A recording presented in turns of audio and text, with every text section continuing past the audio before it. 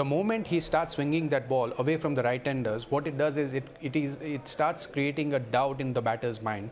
All the great outswing bowlers also have a great off-cutter. With the new ball, it's never a big swing. The ball starts to swing after 8 to 10 overs, and that's where he becomes even more effective. So whenever he's bowling his second spell, he's a bit more effective. There was a very young Siraj when you were such an integral part of that Indian team when he came in Australia. What is the change you've seen in him from that younger person who came in 21 and now? He's a bit more matured now. He's a bit more sensible. He's still is fearless. He still is aggressive on the field, which we saw even in the early days. So his personality hasn't changed much. But what he has learned over the years is what kind of line and length he has to bowl against a particular batter. And he learns quickly, because if you look at his first spell today, he was a little bit outside the off stump, but then this is after lunch, where he's coming straight at the batters. He's just trying to create that angle. He's going wide of the crease and looking to hit that stump. But why this has happened, before this, he was bowling the balls which were going away from the right-handers. Even Joe Root's wicket, the ball nipped back in. Yes. But he was bowling some beautiful outswingers, which is putting doubt in the batter's mind, and you start moving towards that middle stump, because he's cramping. Even on this one, before this, he got hit for a 4 towards point. So the batter was expecting the ball to go away from him, and suddenly he's bowling that brilliant ball, which is shaping into the left-hander, pitched right up there, where well, he didn't have any clue about it. Now, that's probably his best ball, actually. It was. Yeah. And I'm glad you said that, because in all the years I've watched Siraj, and I haven't watched obviously as closely as you have, I think when the outswing is going, everything else also starts to become better. And now when that away-going ball is working, he's getting wickets with the incoming ball, he's getting wickets with the length. But that only happens when the outswinger is going well, because the moment he starts swinging that ball away from the right-handers, what it does is it starts creating a doubt in the batter's mind, because every ball is not coming in. Now, when he's taking the ball away from the right-handers, there is a doubt in a batsman's mind that he might be nicked off, he can get caught behind. And to avoid that, what the batter does is, if you are standing on leg stump, because you are expecting each and every ball to come into you, so you are predicting those balls. But when you see an away swinger, you just move your guard a little bit. You always try and go on middle and leg, or you go on middle stump. What it does is, your foot starts to go across on the off stump.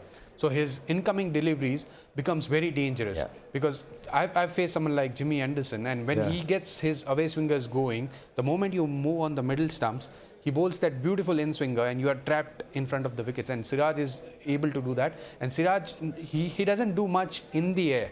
It happens after pitching. And as a batter, once it happens after pitching, there's nothing much you can do about it. Let's look at this. These are the incoming deliveries. So he's releasing, this is the Yorker, yeah, this is the, so this is the full delivery, which happens in the air.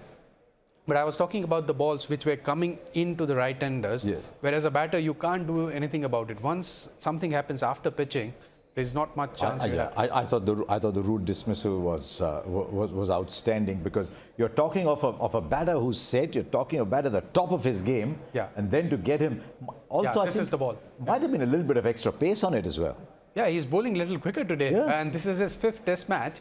But to get that ball into a right-hand batter, it's never easy, because as a batter, when you're facing that delivery, you're looking at the angle, he's releasing the ball, which is, you feel that it's just going away from a right-hander, and it is actually angling away from the right-hander. But what he does is he's putting his wrist behind the ball.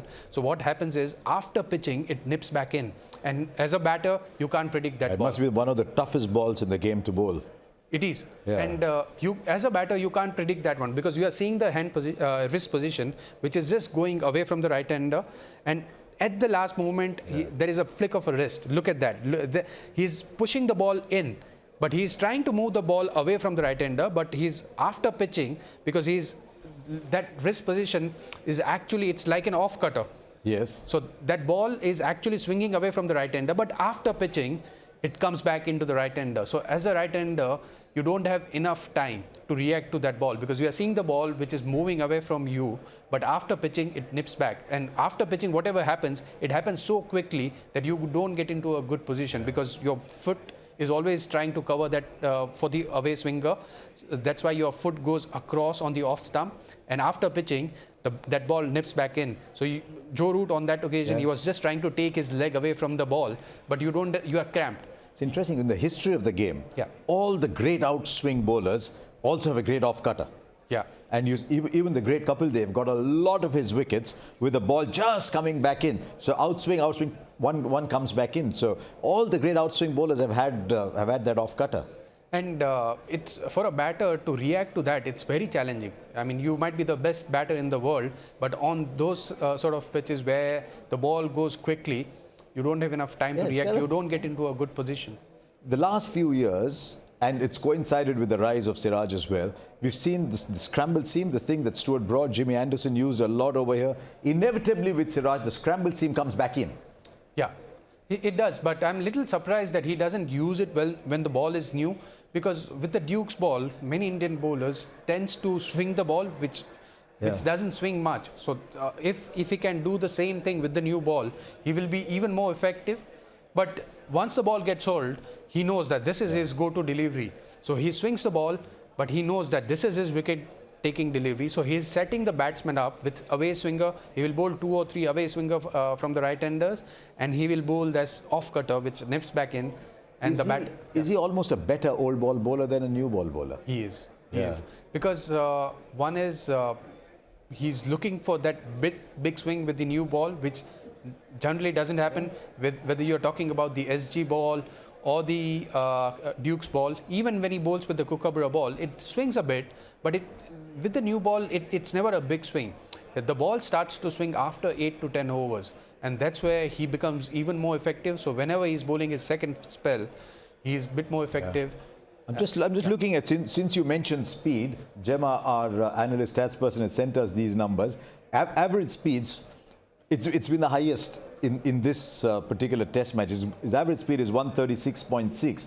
But also, I think that's the biggest stat, the percentage of good length deliveries in this game is way above anything else. And I think that coincides. You've got to look at that in association with what you saw with the pitch map post-lunch. Yeah. And see, when you are bowling at a particular venue or in a particular country, you get better. As you bowl more deliveries, you get to know this is the ideal length. And Siraj is finding that in this particular test match. I mean, he has been bowling brilliantly. But when you get a pitch, because you also look at the other pitches, first 4 test matches, it was batter-friendly pitches, where now this is the perfect pitch for a fast bowler. And he has found that length on this pitch where he is able to hit that good length, and he's keeping the stumps in play.